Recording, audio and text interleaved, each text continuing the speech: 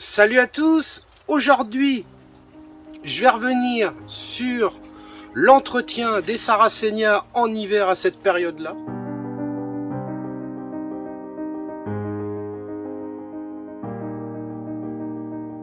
Donc, sur cette période où nous sommes début février, nous sommes sur les Leucophylla maintenant. Ce gros groupe de plantes au niveau des Sarracenia se termine, ça y est, les pièges sont moches. Donc c'est la période où il faut vraiment, c'est la dernière ligne droite pour pouvoir les diviser. Pour ma part, je les divise vraiment à cette période-là pour les Leucophylla. Les Flava, les Oreophylla, tout ce qui est plantes printanières. Et les hybrides sont déjà faits, ils ont été faits au cœur de l'hiver. Tout ce qui est, ce que je viens de citer, Flava, Oreophylla, ça a été fait en octobre-novembre. En général, ça devient moche à cette période-là. La seule différence avec les Flava, c'est qu'on va couper uniquement les urnes sèches. Les Flava font des phyllodes. Les Leuco ne font pas de phyllodes. Les phyllodes, ça fait comme une grosse feuille, mais qui ne fait pas de piège. Ça, c'est bien des phyllodes. C'est justement pour qu'elles puissent continuer à capter la lumière avant l'hiver, comme les pièges fanent très rapidement. Donc, on fait ça maintenant et pourquoi pas plus tard, parce que moi, j'estime que des Sarracenia, on y touche uniquement quand c'est en dormance. On va pas faire ça au moment où les fleurs vont commencer à pousser. Donc les fleurs de Sarracenia, suivant si c'est en serre, suivant la région, 1er avril, ça va commencer à monter. Donc on a tellement de plantes ici, je n'ai pas le temps de faire tout ça le 29 mars, quoi. Donc c'est pour ça qu'il faut vraiment s'y prendre à l'avance. On les fait régulièrement, petit à petit, et comme ça on avance, et au moins au moment de la floraison, tout est prêt à repartir. Donc au niveau de l'entretien, personnellement déjà, c'est couper les urnes. Couper les urnes pour redonner de la lumière au niveau du printemps, au niveau du rhizome. Ça, c'est un truc très important que personne, qu'on ne pense pas forcément. La lumière sur le rhizome est très important. Les plantes rhizomateuses, comme l'iris, si vous prenez l'iris des jardins, l'iris, on ne peut jamais enterrer le rhizome parce que le rhizome a besoin de capter la lumière grâce à cet organe, on va dire, végétatif. Le Sarracenia, c'est pareil. On se rend compte que petit à petit, ils aiment bien quand même capter un peu la lumière, capter la lumière du soleil, ce qui fait que ça va réchauffer un peu le cœur de la plante. Ça fait toujours du bien au moment de la reprise.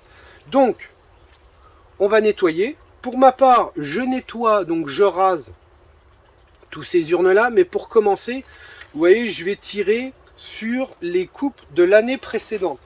Donc ça, tout ça j'enlève. Ces trucs là, c'est l'année d'avant. Vous voyez, ça fait comme ça.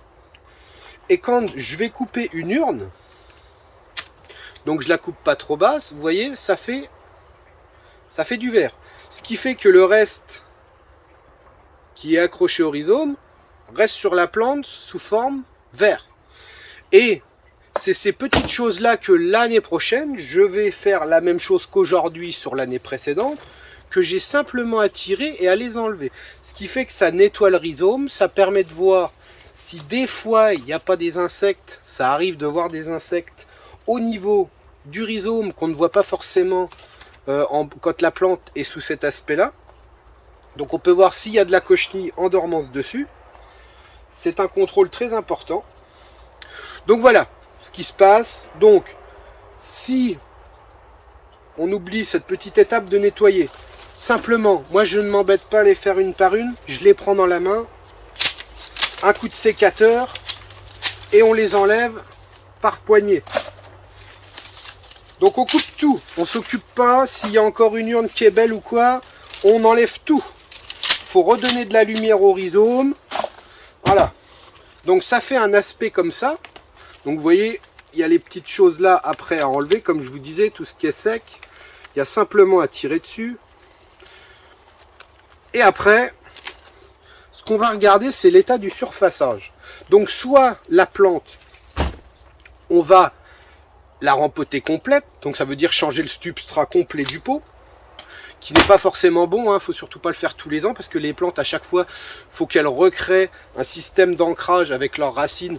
Donc forcément, elles sont pas toutes les années au top qu'elles devraient être. C'est pour ça que des fois, on a les plantes qui ressemblent pas forcément aux photos des autres. Mais on n'a pas le choix, c'est comme là, vous voyez, quand le rhizome commence à taper dans le pot, c'est sûr que l'année prochaine, elle va me déformer le pot. Donc là, je suis obligé de sortir la plante. Si jamais la plante, moi je les refais chaque année, hein. Chaque année, je reprends chaque pot est refait. Si la plante est encore un peu faible, si elle est encore un peu petite, si elle n'est pas forcément sur les bords du pot, qu'est-ce qu'on va faire? Tout simplement, hein, comme on pourrait voir avec celle-là, simplement, on enlève la mousse pour redonner de l'oxygène au substrat. On enlève cette petite couche de mousse, ce qui fait qu'après on revoit le substrat, on rase et on remet du substrat en surfaçage. Tout simplement, la plante n'a pas été touchée. Pas besoin de rempoter les plantes systématiquement chaque année. Une Sarracenia, normalement, pour être au top de son potentiel, vous devez la voir au bout de 3 ans. C'est là qu'elle doit être exceptionnelle, comme elle devrait être. Après, c'est comme vous voulez. On peut faire des petites divisions. Alors, les petites divisions, suffit de casser les rhizomes entre eux, hein, quand il y a plusieurs points de pouce. Alors, un point de pouce, qu'est-ce que c'est? Je vais rappeler ça tout de suite. Un point de pouce, c'est le bout du rhizome. Vous voyez, le bout du rhizome, c'est là où se forme. C'est là où va se former les pièges de l'année prochaine. Donc des fois vous avez, voilà, comme là, on en a un petit sur le côté. Donc là je vais le décrocher uniquement pour vous montrer. Donc on fait juste un système de hochement. Donc normalement le mieux c'est de les défaire, hein, pour avoir complètement le système racinaire. Et voilà. Donc là vous avez ce qu'on appelle une division avec un point de pouce, hein. Le point de pouce, c'est vraiment l'extrémité où les pièges vont sortir l'année prochaine. Donc ça fait des petites racines. Soit on le remet dans le pot si on veut faire un contenant beaucoup plus gros, mais si on veut rester sur le même pot, vous remettez ça dans un autre pot à part, vous le laissez raciner tranquille. Donc ça, c'est très bien au niveau de ces divisions là, parce que déjà, on a supprimé le système foliaire. Le système foliaire, on n'en a pas besoin en hiver. Donc là, elle va se reconcentrer à refaire un système racinaire. Les systèmes racinaires se créent en hiver, contrairement à ce qu'on pourrait croire. La racine se fait en hiver, mais il ne se passe rien au niveau de la plante, hein. Mais il se passe vraiment au niveau système racinaire. Et au moins, elle sera prête pour le printemps, prête pour l'été, pour s'occuper plus de son énergie pour son système foliaire. Si vous faites une division n'importe quand dans l'année, vous laissez les pièges déjà vont flétrir, c'est un automatique. Du moment que la plante est divisée et qu'elle est séparée de sa sève mère, automatiquement elle doit se débrouiller toute seule. Donc automatiquement elle va se reconcentrer sur son système racinaire, elle va essayer de maintenir ses pièges en vie malgré la division, mais finalement au bout de 10 jours on voit que les pièges ont complètement flétri. Donc quand on fait une division, surtout n'ayez pas peur. Quand il n'y a quasiment pas de système racinaire, coupez bien le système foliaire pour que ça se concentre sur les racines. Quand on va faire des grosses divisions avec des gros rhizomes, avec un gros chevelu, on peut des fois garder le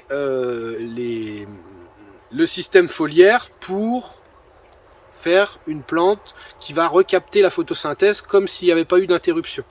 Mais là, c'est vraiment, voilà, on la prive de la plante mère. Donc, en ce qui concerne les divisions, ne vous posez pas de questions. C'est exactement comme les Sarracenia. On met ça dans un pot et on les met avec les autres Sarracenia. On n'essaye pas de mettre ça à 20 degrés pour que ça fasse de la racine rapidement, hein, parce que on peut avoir aussi des divisions qui vont avoir vraiment pas de racines. Là, il y a quand même pas mal de racines. Quand il y a vraiment des divisions, vous voyez, si je supprime les racines, on peut avoir des divisions avec juste ça. Donc ça, ce qu'on peut faire pour justement éviter que le rhizome pourrisse, on va l'envelopper dans de la sphène morte, hein. Ça va la protéger des maladies. Et au moins, elle pourra faire un système de racinement plus rapidement. Mais là, ça, il n'y a aucun risque que la plante ne reparte pas. Là, elle a assez de racines pour poursuivre sa vie. Donc ça, nous, en tant que professionnels, ça, on vous ne les propose pas. Hein, je le rappelle, ça, on ne propose jamais ça sur notre site internet. Ça va être remis en pot. On va le laisser jusqu'au mois de mai. Au mois de mai, on va bouger un petit peu la plante pour voir ce qui se passe. Si on voit que la plante bouge trop, bien souvent, on continue, on la laisse et on la proposera qu'à l'automne. Donc bien souvent, quand on fait des petites divisions avec des petites racines comme ça repart 1 an en culture. Hein, on ne vous les propose pas directement, on préfère vous proposer des choses avec un beau rhizome, un beau système racinaire. Et puis voilà. Donc, je pense avoir fait le tour de la petite question au niveau, c'était vraiment le sujet, c'était vraiment faites bien l'entretien des Sarracenia aujourd'hui. Hein, on va dire que jusque fin février, vous avez encore le temps. Mais surtout, faites très attention parce que quand vous allez arriver, que vous allez couper, et que vous ne faites pas la différence, même moi, après 25 ans avec les Sarracenia, des fois quand j'ai des plantes qui sont en extérieur ou quoi, que j'ai pas eu le temps de nettoyer, parce qu'il y en a tellement, que bah, des fois je vais couper, puis je me dis, je vois des petites urnes, les nouvelles urnes qui sautent, ou l'arme florale, et puis voilà, c'est tout de suite catastrophique. Donc c'est pour ça qu'il faut s'y prendre à l'avance. Ne le faites pas trop tard. De toute façon, à l'heure actuelle, elles n'ont plus forcément besoin de capter la photosynthèse. Les urnes vont pas tarder à arriver. Voilà, le petit tour est fait au niveau des divisions de Sarracenia. Sur ce, je vous dis à la prochaine et portez-vous bien.